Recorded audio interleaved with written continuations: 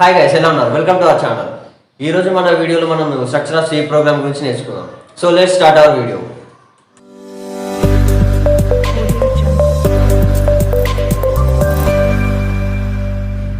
Okay guys, structure of C ప్రోగ్రామ్లో first section వచ్చేసి documentation section అనమాట.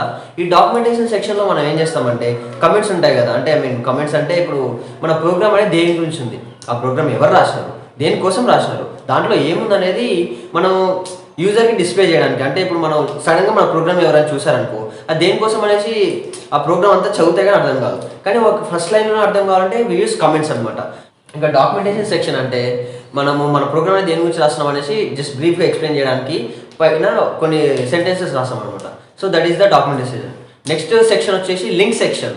ఈ లింక్ సెక్షన్లో మనం ఏం చేస్తామంటే మనము హెడర్ ఫైల్స్ లింక్ చేయడానికి యూజ్ చేస్తాం అనమాట. అంటే హెడర్ ఫైల్స్ అంటే ఇప్పుడు మనము మన ప్రోగ్రామ్లో ప్రింట్ఎఫ్ అనేది లేకపోతే స్కాన్ఎఫ్ అనేది వాడతాం. సో దానికోసం మనం ఏం హెడర్ ఫైల్ యూజ్ చేస్తామంటే std.h అనే హెడర్ ఫైల్ యూజ్ చేస్తాం. సో ఆ .h అనే ఫైల్ ఏంటంటే అదొక హెడర్ ఫైల్. దాంట్లో STD స్టాండర్డ్ ఇన్పుట్ అవుట్పుట్ అనే అంటే ఇన్పుట్ అవుట్పుట్కి సంబంధించిన కోడింగ్ అనేది ఆ హెడర్ ఫైల్లో ఉంటుంది అనమాట. సో ఆ హెడర్ ఫైల్ని మనం లింక్ చేస్తాం. సో ఇట్లాంటి conio.h, math.h, సో ఇలాంటి హెడర్ ఫైల్స్ అన్ని లింక్ చేయడానికి మనము లింక్ సెక్షన్ని యూజ్ చేస్తాం అనమాట. సో నెక్స్ట్ సెక్షన్ ఏంటి అంటే డెఫినేషన్ సెక్షన్. సో ఈ డెఫినేషన్ సెక్షన్ అంటే మనము మన ప్రోగ్రాంలో కొన్ని స్పెసిఫిక్ వాల్యూస్ని యూజ్ చేస్తాం అనమాట. సో ఆ స్పెసిఫిక్ వాల్యూస్ ఏంటంటే మేబీ ఇప్పుడు పై వాల్యూ ఉంది, పై వాల్యూ ఏంటి 3.144 వస్తుంది అనమాట. సో ఆ వాల్యూ అనేది ఎప్పటికీ మారదు. ఇక అంటే ప్రోగ్రామ్లో ఎలా చేసినా కూడా ఆ వాల్యూ అనేది ఫిక్స్డ్ అనమాట. సో ఆ ఫిక్స్డ్ వాల్యూని మనం చేంజ్ చేయలేము కాబట్టి ఇక్కడ హ్యాస్ డిఫినేషన్ సెక్షన్లో దాన్ని ఇచ్చినాం అనుకోండి, సో అది ఫిక్స్డ్ అనమాట. ఇక ప్రోగ్రామ్లో ఎక్కడ దాన్ని చేంజ్ చేయలేము. సో నెక్స్ట్ పార్ట్ వచ్చేసి మనకి నెక్స్ట్ సెక్షన్ వచ్చేసి మనకి గ్లోబల్ డిక్లరేషన్ సెక్షన్. అంటే ఇక్కడ మనం గ్లోబల్ వేరియబుల్స్ని డిక్లేర్ చేస్తాం అనమాట. సో మనం గ్లోబల్ వేరియబుల్స్ గురించి నెక్స్ట్ సెషన్స్లో నేర్చుకుందాం. సో ఇక్కడ గుర్తుపెట్టుకొని జస్ట్ మనం గ్లోబల్ వేరియబుల్స్ని గ్లోబల్ డిక్లరేషన్ సెక్షన్లో ఏమంటారు మెన్షన్ చేస్తాం అనమాట. సో డిక్లేర్ చేస్తాం గ్లోబల్ వేరియబుల్స్ని. సో నెక్స్ట్ వచ్చేసి మెయిన్ ఫంక్షన్. సో మన ప్రోగ్రామ్ అనేది మెయిన్ ఫంక్షన్ నుంచి ఎగ్జిక్యూట్ అవుతుంది అనమాట. సో ఇప్పుడు మనం ఏ కోడ్ రాసినా కూడా ఏది రాసినా కూడా ఈ మెయిన్ ఫంక్షన్ నుంచి ఎగ్జిక్యూట్ అవుతుంది. ఈ మెయిన్ ఫంక్షన్లో మనకి 2 పార్ట్స్ ఉంటాయి.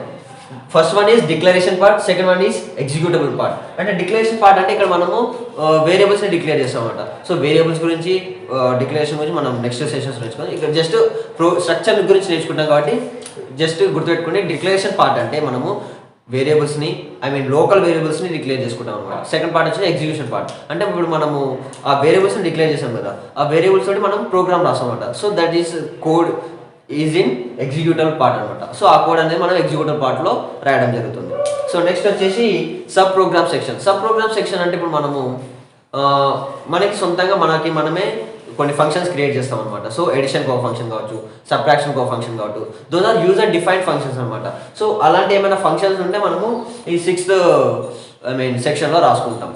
సో ఫంక్షన్స్ గురించి అండ్ డిక్లరేషన్ గురించి డిఫైన్ వీటన్నిటి గురించి మనము ఇప్పుడు కొంచెం నేర్చుకుందాం. ఓకే ఫ్రెండ్స్, ఇప్పుడు మనము కమెంట్స్ గురించి నేర్చుకుందాం. సి లాంగ్వేజ్లో కమెంట్స్ ఏంటి అంటే కమెంట్స్ అంటే మనము ఒక సెంటెన్సెస్ రాస్తాం. అంటే మన ఇంగ్లీష్ వర్డ్లో మనం యూజర్కి ఏం చెప్పాలనుకుంటున్నాం అది మన సెంటెన్స్ రూపంలో రాస్తాం. కాకపోతే అది కంపైలర్ అనేది ఏం చేస్తుందంటే లెక్కలోకి తీసుకోవాలన్నమాట. సో దాన్ని కంపైల్ చేయదు. ఒకవేళ మనము కమెంట్స్ లేకుండా ఇంగ్లీష్ సెంటెన్స్ రాసినట్టయితే మన కంపైలర్ అనేది ఒక ఎర్రర్ చూపిస్తుంటుంది. అంటే ఇది నా సింటాక్సెస్లో లేదు. అంటే సింటాక్సెస్ అంటే సెట్ ఆఫ్ రూల్స్ అనమాట. అంటే ఒక సెంటెన్స్ ఉంది, అది ఎగ్జిక్యూట్ కావాలంటే మనం కరెక్ట్గా దాని స్ట్రక్చర్ అనేది ఫాలో కావాలన్నమాట.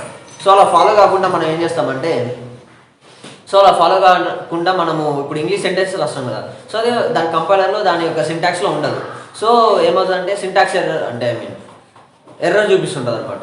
సో ఆ ఎర్రర్ రాకుండా ఉండడానికి మనము నచ్చింది రాయడానికి ఈ కమెంట్స్ యూజ్ చేస్తాం అనమాట. సో కమెంట్స్ అనేవి 2 టైప్స్ ఉంటాయి సి లాంగ్వేజ్లో. One is single line comment and second one is multi line comment. So single line comment అంటే ఇక్కడ నుంచి ఇక్కడ దాకా ఒక కామెంట్ రాసాం అనుకోండి, so that is the single line comment. Multi line comment అంటే ఇట్లా 1 line, second line, third line, అట్లా ఎన్ని లైన్స్ అంటే అన్ని లైన్స్ రాసాం అనుకో, that is multi line comment అనమాట. సో ఇప్పుడు మనం first line single line comment యొక్క సింటాక్స్ అనేది చూద్దాం. So double forward slashes. So ఈ డబల్ ఫార్వర్డ్ స్లాషెస్ అనేది మనం ఏదైనా సెంటెన్స్ ముందు పెట్టినాం అనుకో, so that is called single line comment అనమాట. సో ఇప్పుడు మనము ప్రోగ్రామ్లో ఈ 2 లైన్స్ లేకుండా ఇది రాసామనుకోండి, అది కంపైలర్ ఒక ఎర్రర్ లెక్క చూపిస్తుంది అనమాట.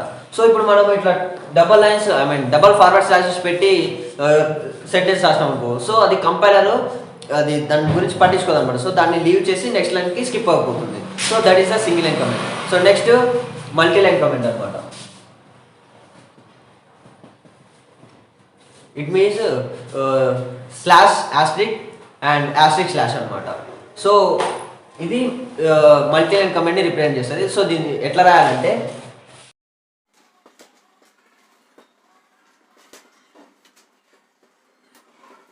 So multi line comment, this is the first line, this is second line అనమాట. అంటే మనం ఎన్ని లైన్స్లో అయినా అంటే మల్టీ లైన్స్లో రాసిన సెంటెన్సెస్ని కంపైలర్కి కమెంట్ రూపంలో చూపించాలంటే asterisks forward slash asterisk and asterisk forward slash మిడిల్లో మనం ఏదైతే రాస్తామో అది కంపైలర్ అనేది డబల్ మల్టీ లైన్ కమెంట్ లెక్క ట్రీట్ చేస్తుంది అనమాట. సో అది కంపైలర్ ఏ ఎర్రర్ చూపించదు, అది కంపైల్ కూడా కాదనమాట. సో అది కంపైలర్ ఏం చేస్తుంది అంటే అక్కడ దాకా వచ్చినప్పుడు దాన్ని ఆ లైన్స్ని స్కిప్ చేసేస్తుంది. స్కిప్ చేసి నెక్స్ట్ ఇన్స్ట్రక్షన్స్కి వెళ్తుంది అనమాట. So that is those are called comments అనమాట. So one is single line and one is multi line comment. So next మనము సింపుల్ సి ప్రోగ్రామ్ గురించి నేర్చుకుందాం.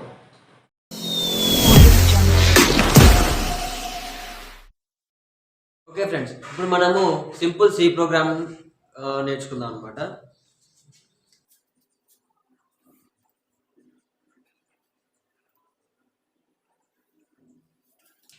సో ఫస్ట్ వచ్చేసి సి ప్రోగ్రామింగ్ స్ట్రక్చర్లో మనం నేర్చుకుంది ఏంటి, ఫస్ట్ వచ్చేసి definition section. So definition section అంటే అక్కడ మనం కామెంట్స్ రాస్తాం అనమాట. కామెంట్స్ అంటే ఇవి అబౌట్ అవర్ ప్రోగ్రామ్, అంటే ప్రోగ్రామ్ గురించి కావచ్చు, ప్రోగ్రామ్ రాసిన వాళ్ళ గురించి కావచ్చు, ప్రోగ్రామ్ దేని గురించి రాయబడింది దాని గురించి కావచ్చు. సో దానికి వచ్చి ఒక చిన్న ఏమంటారు బ్రీఫ్ డిస్క్రిప్షన్ అనమాట. సో ఆ డిస్క్రిప్షన్ అనేది కంపైలర్ కమెంట్స్లో ఇవ్వకపోతే అది ఎర్రర్ లెక్క ట్రీట్ చేసే అవకాశం ఉంది.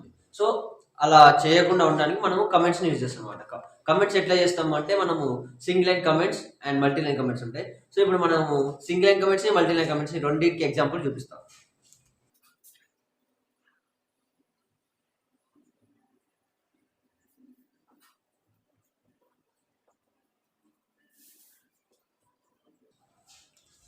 So this is the single line comment and this is the multi line comment. Multi line comment అంటే ఇప్పుడు మనకి 2 లైన్స్ ఉన్నాయి. 2 లైన్స్లో మనము సింపుల్ సి ప్రోగ్రామ్ అని రాస్తాం. సో ఆ సింపుల్ సి ప్రోగ్రామ్ అనేది 2 లైన్స్లో ఉంది కాబట్టి మనం సింగిల్ లైన్ కమెంట్స్ కూడా వాడచ్చు. కాకపోతే అది ఎలా వాడాలంటే ఇక్కడ 2 స్లాషెస్ పెట్టాలి, ఇక్కడ 2 ఫార్వర్డ్ స్లాషెస్ పెట్టాలి. సో అలా 2 టైమ్స్ పెట్టాల్సి వస్తుంది కాబట్టి మనం అలా కాకుండా ఒక ఫార్వర్డ్ స్లాష్ అండ్ ఆస్ట్రిక్, ఇంకొక ఆస్ట్రిక్ అండ్ ఫార్వర్డ్ స్లాష్ ఇచ్చామనుకోండి, సో అది 2 మల్టీ లైన్ కమెంట్ అవుతుంది అనమాట. సో మల్టీ లైన్ కమెంట్ అంటే ఎన్ని కమెంట్స్ అని రాసుకోవచ్చు. సో సెకండ్ సెక్షన్ వచ్చేసి లింక్ సెక్షన్. ఇక్కడ ఏం చేస్తామంటే మనం హెడర్ ఫైల్స్ లింక్ చేస్తాం అనమాట. సో మనము ప్రింట్ఎఫ్ అనేది ఒక సింపుల్ ప్రోగ్రామ్ కదా. సో ప్రింట్ఎఫ్ అనేది ఎందులో ఉంటుంది అంటే header file stdio dot header file ఉంటుంది,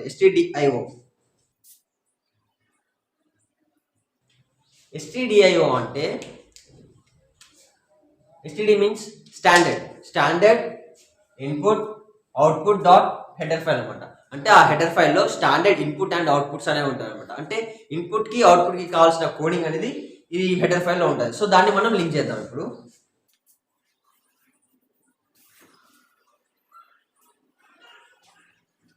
సో ఏం చేస్తామంటే ఇక్కడ మనము stdio అనే స్టాండర్డ్ ఫైల్ని మనము మన ప్రోగ్రామ్లో ఇంక్లూడ్ చేస్తామన్నమాట. సో మనం ఇంక్లూడ్ అనే కీవర్డ్ యూజ్ చేస్తాం.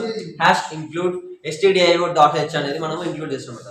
సో నెక్స్ట్ మన మెయిన్ ప్రోగ్రామ్ అనేది ఎగ్జిక్యూట్ అవుతుంటుంది. సో మన మెయిన్ ప్రోగ్రామ్ రాద్దాం ఇప్పుడు. ఓకే, మన ప్రోగ్రామ్ అనేది మెయిన్ ఫంక్షన్ నుంచి ఎగ్జిక్యూట్ అవుతుంటుంది అనమాట. సో అంటే ఇక్కడ కమెంట్స్ ఏం రాసినాం, ఏం ఇంక్లూడ్ చేసినాం అని పట్టించుకోదు. ఇప్పుడు మనం ఇక్కడ హ్యాషింగ్లో stdio అని ఇచ్చినాం. సో అది డైరెక్ట్గా ఈ హ్యాషింగ్ దగ్గరికి వెళ్ళాలన్నమాట కంపైలర్ అనేది. ఇప్పుడు మన ఇక్కడ ప్రింట్ఎఫ్ స్టేట్మెంట్ కానీ స్కాన్ఎఫ్ స్టేట్మెంట్ కానీ, సో ఈ 2 స్టేట్మెంట్స్లో ఏదో ప్రింట్ఎఫ్ అవ్వచ్చు, స్కాన్ఎఫ్ అవ్వచ్చు, మనం ఏదైతే రాస్తామో సో అది రాసినప్పుడు మాత్రమే ఇది పిలువబడుతుంది అనమాట. సో మెయిన్ ఫంక్షన్ అనేది ఇక్కడికి వెళ్తారు అనమాట. సో ఇప్పుడు మన ప్రింట్ఎఫ్ స్కాన్ఎఫ్ రాయకపోతే అసలు దీన్ని పట్టించుకోదన్నమాట కంపైలర్. సో ఇప్పుడు ఏం చేద్దామంటే మనం